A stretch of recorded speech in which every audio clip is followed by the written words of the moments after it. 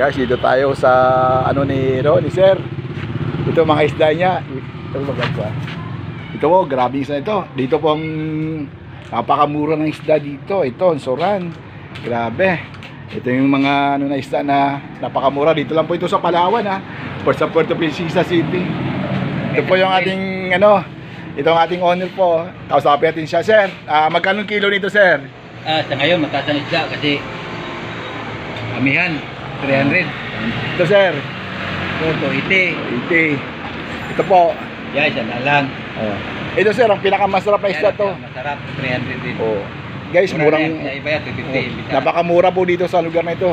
Dito lang po ito sa ano, Tagpuan, San Manuel. Kung ano, kung dito kayo, guys, punta na kayo dito, mamili kayo dito sa ano na isda na to. Napakamura dito. Dami pong bumibili dito. Itong ano, sir, itong tahong 100 per pack. 100 per pack ito. Napakamura ito, napakasarap yan. Kaya kung gusto niyo pumunta rito, dito lang. Malapit lang to, malapit lang sa ano. Kung kayo tiga San Manuel, tiga San Pedro, bili na kayo isda dito. Napakamura. Hey guys, salamat.